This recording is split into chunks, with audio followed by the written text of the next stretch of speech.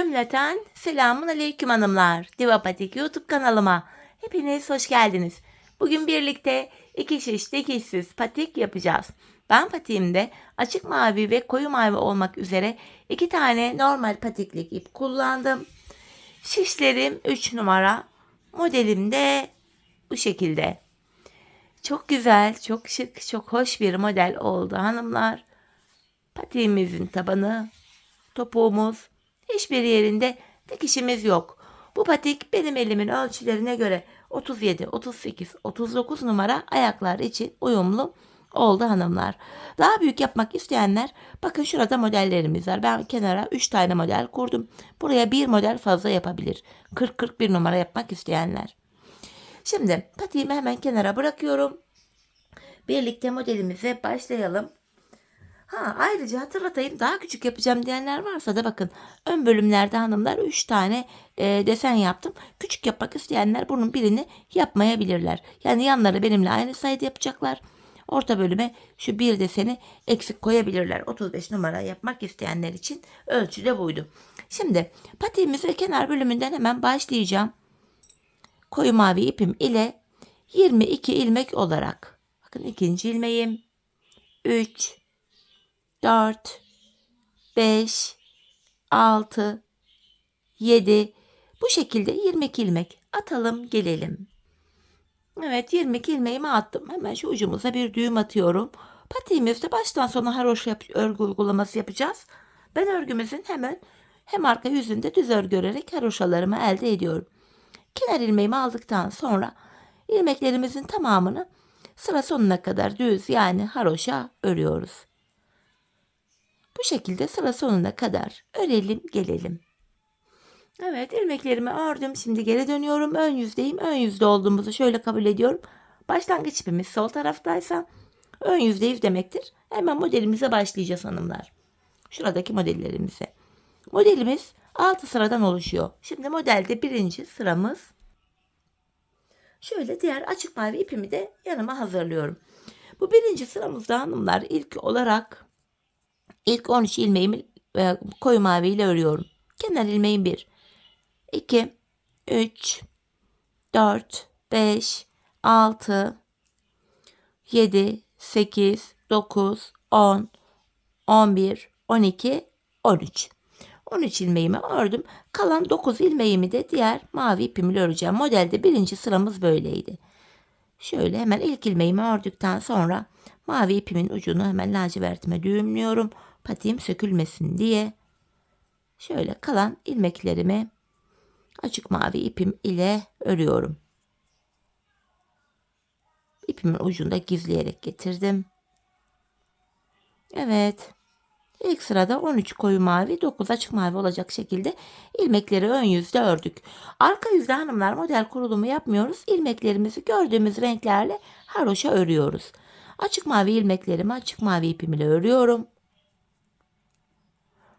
Arka yüzde bakın renk geçişi yaparken ipimi arka yüzde benden tarafta yani ters tarafta bıraktım. Diğer ipimi şöyle çaprazlamasına mavinin altından geçirerek şöyle aldım. Koyu mavi ilmeklerimi de koyu mavi ipim ile örüyorum. Ön yüzde ve arka yüzde ilmekleri örünce modelin bir sırası tamamlanmış oluyor. Şimdi modelin ilk sırasını tamamladık hanımlar. Geri dönüyorum. Ön yüzde modelde ikinci sıradayım. Bu sıramızda hanımlar ilk 9 ilmeğimi koyu mavi ile öreceğim. 9 ilmek. Kenar ilmeğim 1, 2, 3, 4, 5, 6, 7, 8, 9. Ardından şöyle bakın açık maviyi alıyorum. Şöyle çaprazlamasına bakın koyu mavinin altından geçirerek. 3 tane açık mavi ilmek örüyorum. Tekrar renk değiştirdim. Koyu maviyi aldım. 3 tane koyu mavi örüyorum. Tekrar açık mavi ipimi aldım. Kalan 7 ilmeğimi açık mavi ipim ile örüyorum. Modelde ikinci sıramız bu şekildeydi. Şöyle. Şimdi geri dönüyorum hanımlar. Arka yüzdeyim. Yine arka yüzde ilmeklerimizi gördüğümüz renklerle öreceğim. Açık mavi ilmeklerimi açık mavi ipim ile, koyu mavileri de koyu mavi ile. Yine renk geçişinde ipimi arkada bıraktım. Koyu mavimi aldım. 3 ilmeğimi koyu mavi ile ördüm. Tekrar koyu maviyi bıraktım. 3 tane açık mavi ilmeğimi açık mavi ipim ile örüyorum. Yeniden koyu mavimi aldım. Kalan ilmeklerimi de sıra sonuna kadar koyu mavi ipim ile örüyorum. Arka yüzde modelin ikinci sırasını da tamamlamış olduk. Ön yüzde modelde 3. sıradayız hanımlar. Bu sıramızda ilk 7 ilmeğimi koyu mavi ipim ile öreceğim. İlk 7 ilmeğimi. Şu kenar ilmeğim 1, 2, 3, 4, 5, 6, 7. Ardından şöyle açık mavi ipimi alıyorum. Buraya 7 ilmek açık mavi öreceğim. 2, 3, 4, 5, 6, 7. Tekrar koyu mavimi aldım. 3 ilmek koyu mavi. 1, 2, 3. Bakın bu aşamada şu arkada koyu mavi ipimi biraz gevşek bıraktım. Model böyle kasmasın, sıkı durmasın diye. Hemen şöyle tekrardan açık mavi ipimi alıyorum. 3 koyudan sonra açık mavi ipimi aldım. Kalan 5 ilmeğimi de açık mavi ipim ile örüyorum. Modelimizin 3. sırası bu şekildeydi. Tekrar geri dönüyorum. Arka yüzde hanımlar ilmeklerimizi yine gördüğümüz renklerle öreceğiz. Açık mavileri açık mavi ile, koyu mavileri de koyu mavi ile. Bakın yine koyu mavimi aldım. 3 koyu mavimi örüyorum. Tekrardan açık mavimi aldım. 7 açık mavi ilmeğimi de örüyorum yine. Yeniden açık maviyi arkada bırakıp tekrar bir diğer koyu mavi ipimi aldım. Kalan ilmeklerimi de koyu mavi ile örüyorum. Böylece arka yüzde modelimizin 3. sırasını da tamamlamış olduk. Şimdi geri döndüm hanımlar. Ön yüzde modelimizde 4. sıradayız. 4. sıramızda ilk 5 ilmeğimi koyu mavi ile örüyorum. 3, 4, 5. Şöyle açık mavi ipimi aldım. Burada 4 tane açık mavi öreceğim şimdi. 1, 2, 3, 4. Desenimizin tam ortasına 3 tane koyu mavi. Tekrardan açık mavimi aldım. 4 ilmek daha açık mavi örüyorum. 3, 4. Tekrar koyu maviyi aldım. 3 tane koyu mavi örüyorum. Ve şimdi kalan 3 ilmeğimi açık mavi ipim ile örüyorum hanımlar. Bu şekilde modelimizin 4. sırası böyleydi. Şimdi arka yüzde yine ilmeklerimizi gördüğümüz renklerle öreceğiz hanımlar. Açık mavileri açık mavi ile, koyu mavileri de koyu mavi ile. Renk geçişimi yaptım. Yine açık mavi ilmeklerimi açık mavi ile, koyuları koyu ile sıra sonuna kadar örüyorum. Sadece ön yüzde model kurulumu yapıyoruz. Arka yüzde model kurulumu yok. İlmeklerimizi gördüğümüz renklerle örüyoruz.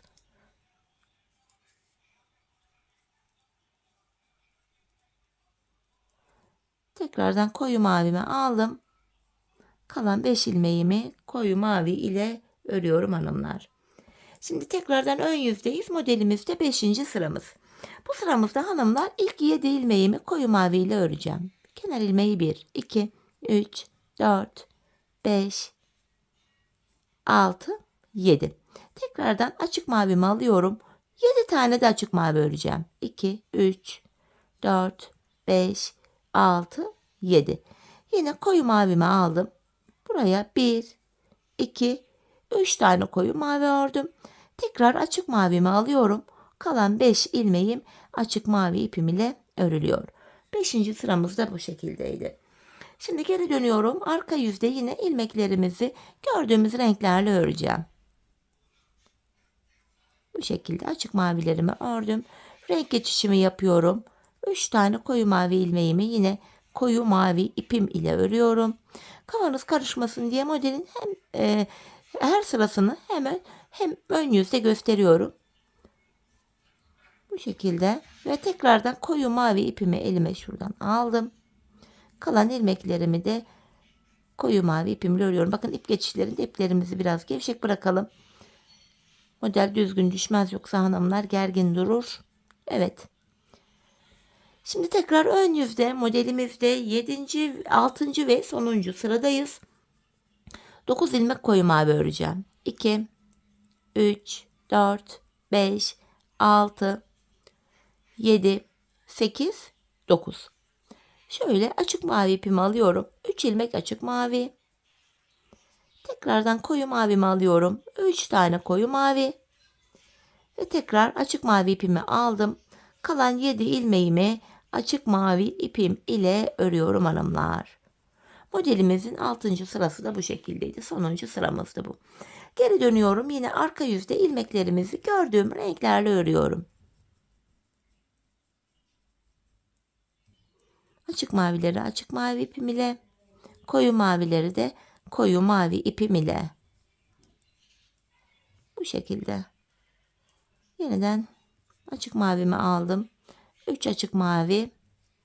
Tekrar koyu mavimi aldım. Kalan ilmeklerimi de koyu mavi ipim ile örüyorum. Böylece 6 sıradan oluşan ilk desenimizi tamamlamış olduk hanımlar. Şimdi aynı işlemi tekrar edeceğiz. 6 sıradan oluşan modelimizi tekrar kuracağız. Şimdi burada dilerseniz birlikte yapalım. Modelin ilk sırasında ne yapmıştık birinci sırasında?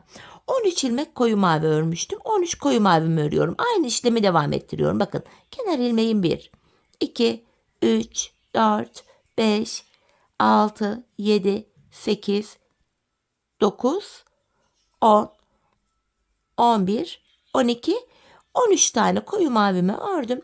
Açık mavimi almıştım. Kalan 9 ilmeğimi de açık maviyle örmüştüm. Modelin birinci sırasını tekrar ettik hanımlar. 6 sıradan oluşan model bu şekilde tekrar ederek gidiyor. Şöyle. Şimdi arka yüzde ilmekleri gördüğümüz gibi öreceğiz. Ardından modelin ikinci sırası ile devam edeceğiz. Aşağıdaki modele bakarak yapamıyorum diyenler varsa da videoyu biraz geri alarak ilk modelin sıralamalarını takip ederek, bakın ilk modelin ikinci modelin ilk sırasını birlikte yaptık. İkinci sıradan itibaren takip ederek modeli rahatlıkla yapabilirsiniz hanımlar. Çünkü her ördüğüm ilmeği tek tek hem sayarak hem örerek hem söyleyerek gösterdim. Aynı modeli 3 kez tekrar ettim hanımlar. Bakın 6 sıradan oluşan ilk modelimizi bitirdik. Şimdi ikinciye başladık. İkinci kez 6 sıradan oluşan modelimizi bitireceğiz. Sonra 3. modele başlayacağız. 3. modelinde 6 sırasını bitirdikten sonra adeta 4. modele başlar gibi 4. modelinde ilk sırasını yapacağız. Orada bırakacağız hanımlar. Sonra ön bölüme geçeceğiz. Daha büyük yapmak isteyenler buraya 4 model yapacaklar dediğim gibi.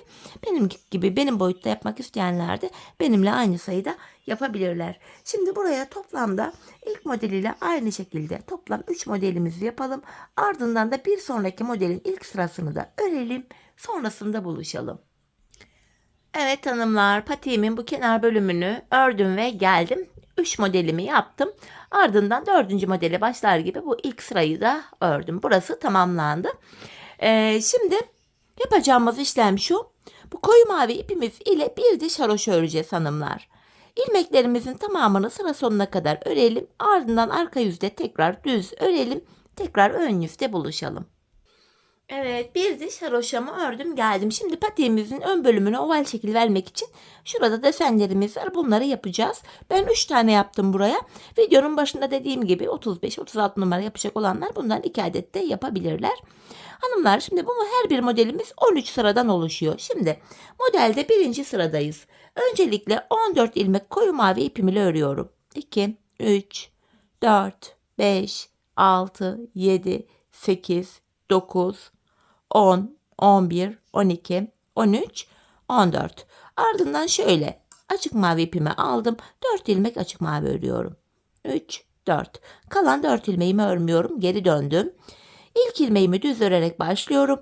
Arka yüzde de yine açık mavi ilmekleri açık mavi ipimiz ile, koyu olanları da koyu ipimiz ile örüyoruz. Bu şekilde. Böylece birinci modelimizi de tamamlamış oluyoruz. Modelin birinci sırasını tamamlamış oluyoruz. Çok pardon.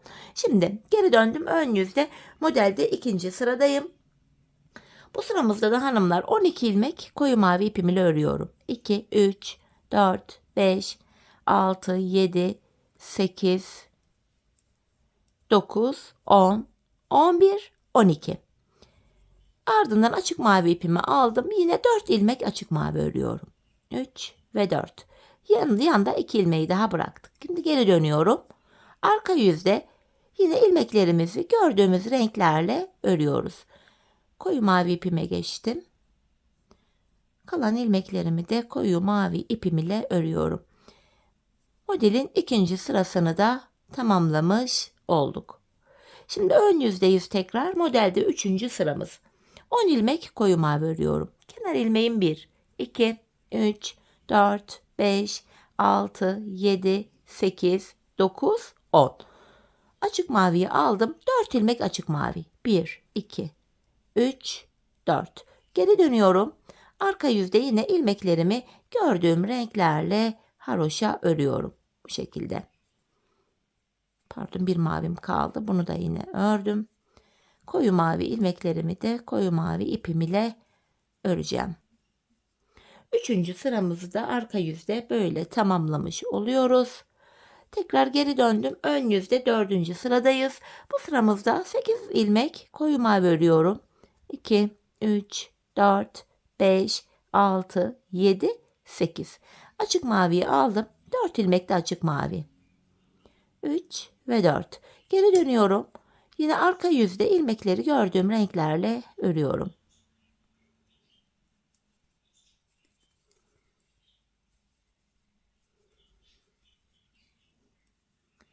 Evet, arka yüzde de sırayı tamamladık. Geri döndüm. Ön yüzde 5. sıradayız hanımlar.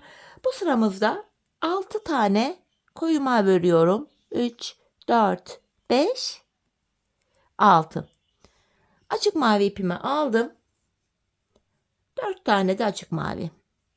3, 4. Geri döndüm, yine arka yüzde ilmeklerimizi gördüğümüz renklerle örüyoruz.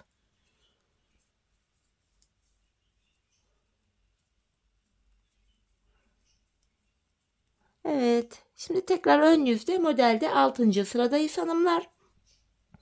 6. sıramızda da 4 tane koyu mavi, şöyle çaprazlamasına alttan açık maviyi aldım. 4 tane de açık mavi örüyorum. Ardından geri dönüyorum. Arka yüzde yine ilmeklerimizi gördüğümüz renklerle örüyoruz. Açık mavileri açık mavi ile, koyuları da koyu mavi ile. Evet, şimdi geri döndük. Ön yüzde modelde 7. sıradayız hanımlar. 7. sıramızda yapacağımız işlem şu. Modelin tam ortasına geldik. 3 tane koyu mavi ile ördüm. Açık maviyi alıyorum. 2 tane de açık mavi örüyorum. Tekrar koyu maviyi aldım. Bu defa ilmeklerin tamamını sıra sonuna kadar koyu mavi ipim ile örüyorum. Tam ortası modelimizin, 13 sıradan oluşan modelimizin 7. sırası. Bakın, sıra sonuna kadar ilmeklerin tamamını ördüm. Yeniden geri dönüyorum. Arka yüzde de yine kenar ilmeğimi örmeden aldım. İlmeklerimizi gördüğümüz renklerle öreceğim.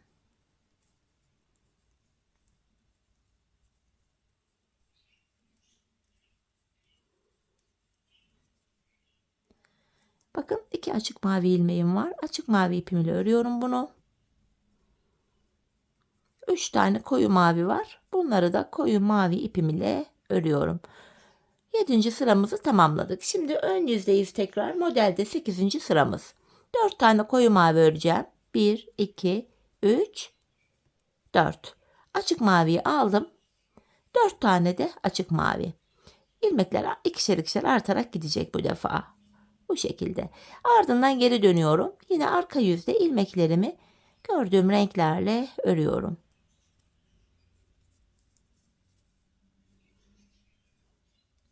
Evet. Tekrar ön yüzdeyiz hanımlar.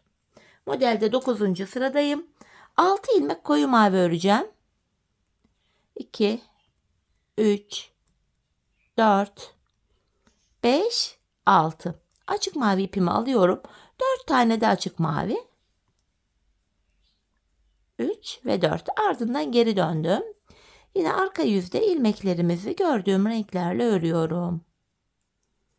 Tekrardan şöyle koyu mavi ipimi aldım. İlmeklerimi koyu mavi ipim ile ördüm. Geri dönüyorum hanımlar. Ön yüzde modelde 10. sıradayız. 8 ilmek koyu mavi örüyorum. 4, 5, 6, 7, 8. Açık mavimi aldım. 4 tane de açık mavi. 1, 2, 3, 4. Geri dönüyorum. Yine arka yüzde ilmeklerimi gördüğüm renklerle örüyorum.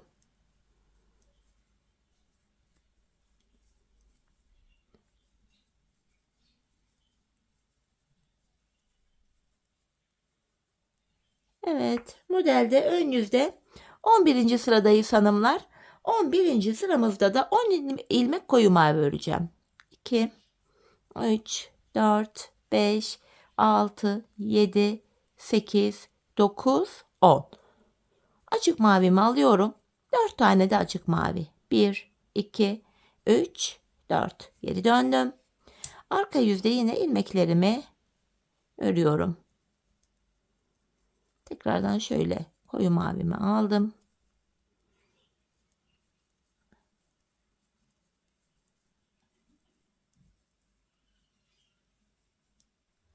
Evet, yeniden ön yüzdeyiz hanımlar. Modelde 12. sıramız. Bu sıramızda da 12 tane koyu mavi örüyorum. Kenar ilmeği 1, 2, 3, 4, 5, 6, 7, 8, 9, 10, 11, 12.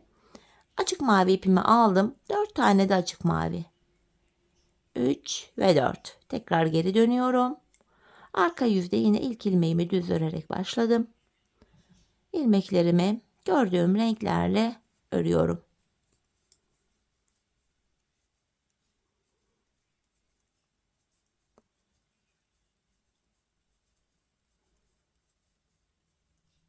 Sonuncuyu da ördüm. Tekrar geri dönüyorum. Ön yüzde modelde 13. ve sonuncu sıramız hanımlar. Bu sıramızda da 14 ilmek koyu mavi öreceğim. Kenar ilmeğim 1, 2, 3, 4, 5, 6, 7, 8, 9, 10, 11, 12, 13 ve 14. Açık mavimi alıyorum. 4 tane açık mavi ve kalan 4 ilmeği yine örmedim. Geri dönüyorum. Arka yüzde de ilmeklerimizi yine gördüğümüz renklerle örüyoruz. Böylece patiğimizin ön bölümündeki bir tane desenimizi tamamladık.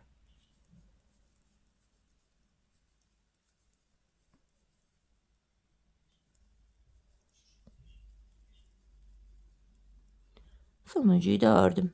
Bakın geri dönüyorum.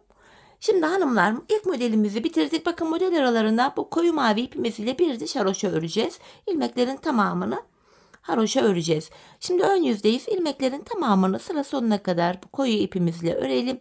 Ardından tekrar arka yüzde de yine örüp yeniden ön yüzde buluşalım. Evet, bir diş haroşamı ördüm geldim hanımlar. Şimdi bu 13 sıradan oluşan modelimizin, bu yaptığımız modelimizin aynısını ikinci kez tekrar edeceğiz.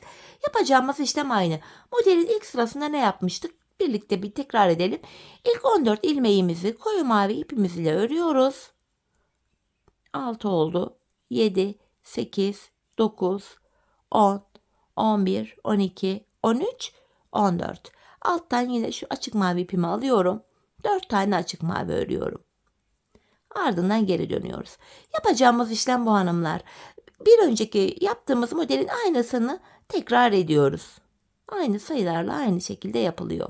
Tekrardan açık mavi ilmekleri açık mavi ile ördüm. Ardından koyu mavi ilmeklerimi de koyu mavi ipim ile sıra sonuna kadar örüyorum.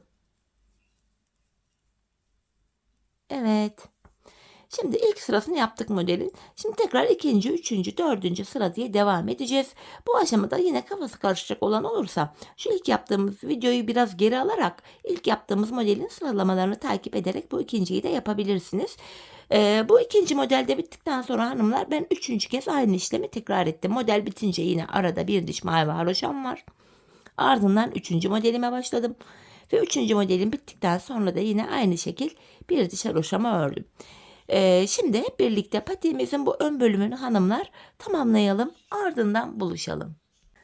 Evet hanımlar, patiğimin ön bölümüne toplamda 3 tane bu desenden yaptım. Ardından buraya bir diş haroşamı koyu mavi ipim ile ördüm. Şimdi patiğimizin şu diğer kenarındaki desenlerimizi yapacağız. Şu ilk kenarda olduğu gibi 6 sıradan oluşan modelin tekrarı hanımlar, hiçbir fark yok. Aynı işlemi yapacağız. Şimdi modelimizde birinci sıramız nasıl kurduysak aynı şekil yapıyoruz. Öncelikle 13 ilmek koyu mavi ipim ile öreceğim. Modelde birinci sıramız 5, 6, 7, 8, 9, 10, 11, 12, 13. Ardından şu alttan açık mavi ipimi alıyorum. 4 tane kalan ilmeklerimi bu açık mavi ipim ile örüyorum. Bu şekilde. Modelimizin ilk sırası böyle. Yine arka yüzde hanımlar ilmeklerimizi gördüğümüz gibi öreceğiz. Diğer tarafta yaptığımız işlemin aynısını tekrar edeceğiz. 6 sırada bir aynı modeli kuracağız. Açık mavi ilmeklerimi açık mavi ipim ile ördüm. Koyu mavi ipimi aldım. Koyu mavi ilmeklerimi de yine aynı ipim ile örüyorum. Şimdi hanımlar burada yapacağımız işlem diğer tarafla aynı. Diğer tarafta modelin ikinci sırasında ne yapmıştık? 9 ilmek koyu mavi ördük. 3 ilmek açık mavi, 3 ilmek koyu mavi ve kalan 7 ilmeği açık mavi örmüştük. Burada da yine aynı işlemi tekrarlayacağız. Eğer kafanız karışacak olursa videoyu başa alarak şu ilk modelin sıralamalarını takip ederek buralardaki modelleri de rahatlıkla yapabilirsiniz. Yine patiğimin bu kenarına ben 3 tane model yapmıştım. Bu kenarına da 3 model yapacağım. Daha büyük yapmak için buraya 4 tane model yaptıysanız diğer kenara da 4 tane model yapmanız gerekiyor. En son hanımlar modelimiz bittikten sonra yine bakın hemen model üzerinde göstereyim. Bakın 6 sıradan oluşan modelimin en son 6. sırası bittikten sonra tıpkı yeni bir model daha kuracak gibi buraya yeniden modelin ilk sırasında uyguladığımız 13 koyu mavi 9 açık mavi işlemini tekrar uygulayacağız. Sonrasında bu model bitecek. Hemen başlangıçta bir diş haroşamız var hanımlar koyu mavi ipimiz ile. Model bittikten sonra bir dişte mavi koyu mavi haroşamızı öreceğiz. Patiğimizin bu diğer kenarında yine şu kenar gibi zaten aynı yapılıyor hanımlar. Hiçbir fark yok. Diğer kenarında aynı şekilde tamamlayalım. Ardından buluşalım. Evet hanımlar patiğimizin diğer kenarında bu şekilde tamamladım. Gördüğünüz gibi en son koyu mavi ipim ile bir diş haroşamı ördüm. Açık mavi ipimin ucunu da kesip arkaya düğümleyip gizledim. Şimdi ön yüzdeyim. Bu kenar bölümü bitti. İlmeklerimizi ikişer ikişer toplayarak keseceğiz hanımlar. Biraz gevşek bir kesim yapalım burada. Çünkü patiğimizin topuk bölümünü örerken bu kesim yaptığımız kenar ilmek yerlerinden ilmekler çıkaracağız. İlmekleri kolay çıkartabilmek için gevşek bir kesim yapmamızda fayda var. İlmeklerimin tamamını kesiyorum.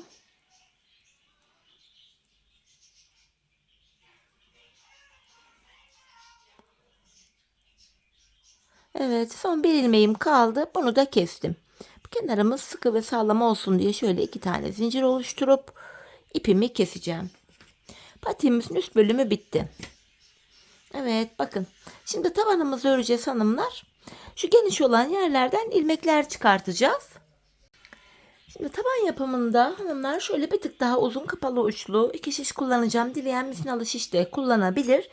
Şimdi yine bu koyu mavi ipimi aldım. Hemen şu geniş alandaki ilk kenar ilmek yerine girerek şuraya ilmeğin iki kanadına birden girerek ilk ilmeğimi çıkartıyorum. Sırasıyla kenar ilmek yerlerine ilmeğin iki kanadına birden girerek ilmek çıkartıyoruz. Hemen ikinci ilmeğimden sonra yine düğümümü atıyorum. Sırasıyla ilmeklerimi çıkartacağım. Şu üçüncü ilmeğim, şu dördüncü ilmeğim, şu 5. ilmeğim, 6, 7, 8.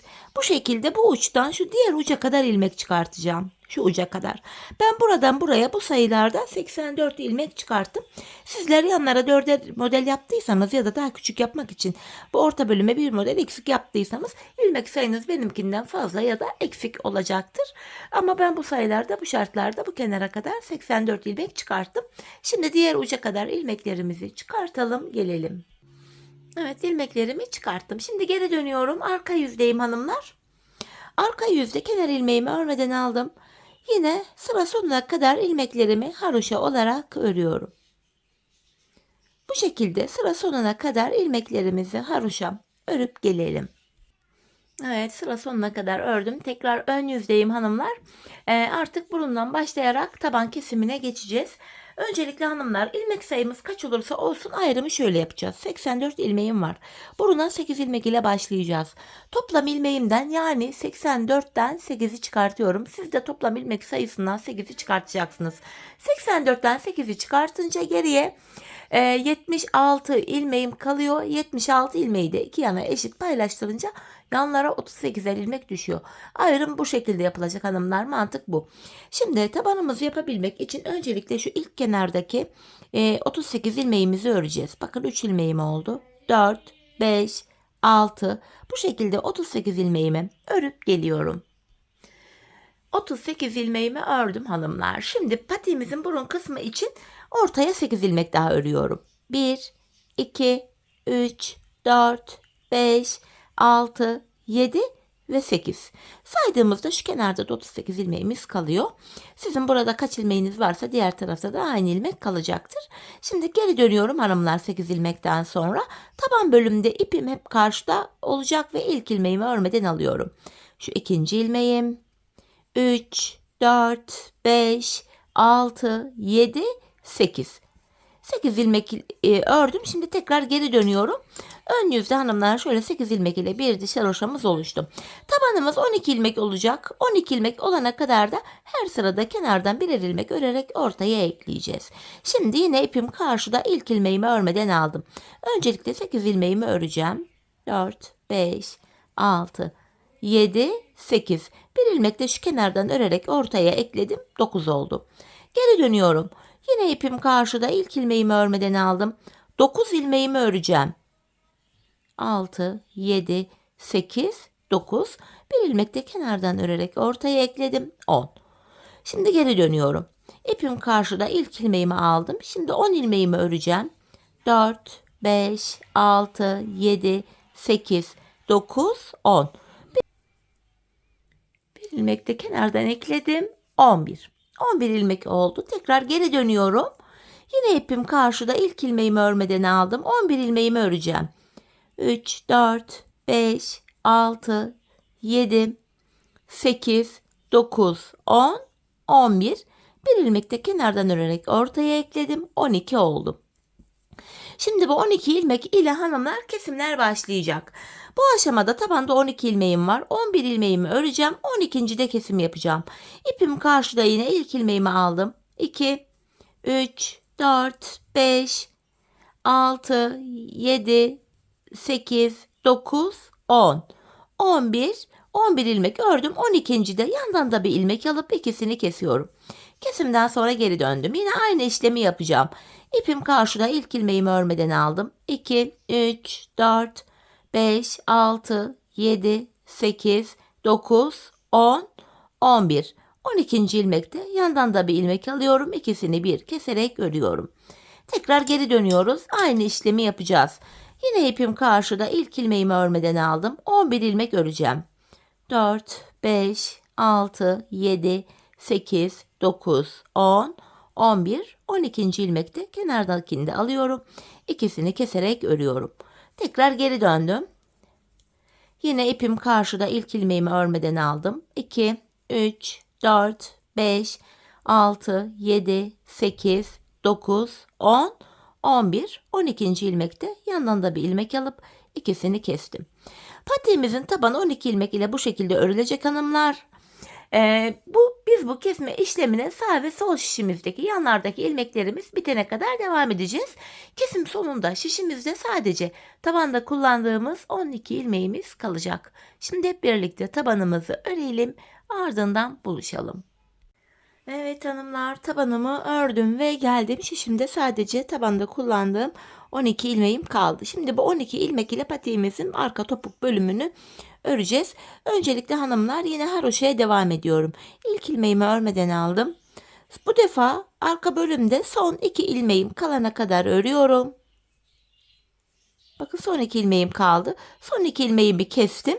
Böylece hanımlar şişimizde 11 ilmek kaldı. Bu aşamada hemen şuralarda kenar ilmek yerleri var. Buradaki ilk kenar ilmek yerine ilmeğin iki kanadına birden girerek tekrar ilmek çıkarttım. Yeniden 12 ilmeğim oldu. Geri dönüyorum hanımlar. Yine ipim karşıda, ilk ilmeğimi örmeden aldım. Son 2 ilmek kalana kadar öreceğim.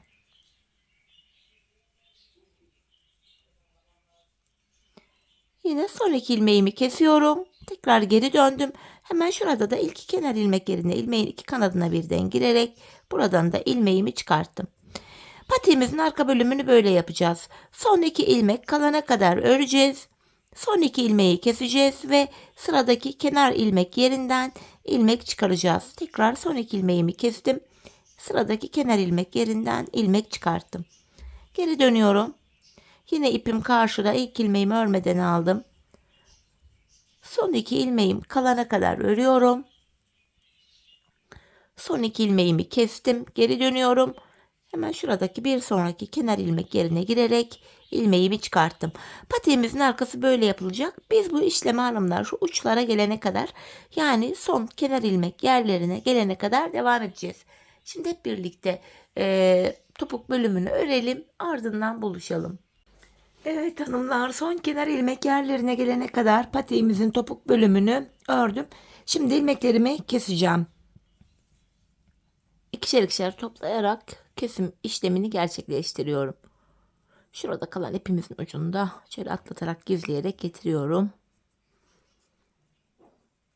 Patiğimizin örgü bölümünü hanımlar bu aşamada tamamlamış oluyoruz. Bir de tek sıradan oluşan bir kenar tığlamamız var. Hemen onun da yapılışını sizlere göstereceğim. Son ilmeğim vardı, onu da kestim. Hemen şu kenarımızda tümsek bir görüntü oluşmasın diye tığım ile burayı şöyle düzlüyorum. Şimdi kenar tığlamamı nasıl yaptığımı göstereceğim hanımlar. İpimi tığıma doluyorum. Sıradaki kenar ilmek yerine ilmeğin 2 kanadına birden batarak ilmek çıkartıp tığımdaki 3 ilmeği topluyorum. İpimi tığıma doluyorum.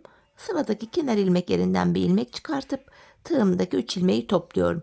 Bu şekilde kenar tığlamamızı yapıyoruz hanımlar. Çok sıkarak yapmayalım. Esneklik payı kaybolmasın. Patik ayağa rahat girsin. Bu şekilde kenar tığlamamızı yapacağız. Şimdi patiğimizin çevresini şu ilk başladığımız yere kadar dolanıp gelelim. Evet, ilk başladığım yere kadar kenar tığlamamı yaptım. En son buraya 2 tane de zincirimi çekip artık ipimi kesiyorum. Patiğimizi tamamladık hanımlar. Hemen bu iplerimizin uçlarını bu arka ilmek aralarına girerek şöyle tekrar zincir tekniğiyle düğümleyerek gizliyoruz. Patiğimiz bu şekilde bitmiş oldu. Hemen şöyle gizlememi tamamlayacağım. Diğer kenardan kalan ucumuzu da yine aynı şekil şöyle gizliyorum. Çok güzel, çok şık, hoş bir model oldu hanımlar. Ayağı saran bir model. Dikişsiz olması itibariyle de oldukça kullanışlı. Ayağı rahatsız etmiyor. Evet, patiğimizi tamamladık. Görüntü itibariyle hanımlar patiğimiz şu. Bakın haroşa örgü olduğu için gayet esnek bir model. Hemen manken ayağıma da giydireceğim. Birlikte ayaktaki duruşuna da bakalım. Ben çok beğenerek, çok severek yaptım. Umarım sizler de benimle birlikte beğenerek, severek yaparsınız. Yapacak olanlara da şimdiden kolay gelsin diyorum. Evet, patiğimizin ayaktaki duruşu da işte bu şekilde. Şöyle diğer kenarımız, tabanımız, topuğumuz. Yine önden duruşu bu şekilde. Evet hanımlar, yine birlikte güzel bir modelin daha sonuna geldik. Umarım sizlere faydalı, hoş bir video olmuştur. Yeni modellerde, yeni videolarda buluşmak dileğiyle. Şimdilik hoşça kalın, sağlıcakla kalın.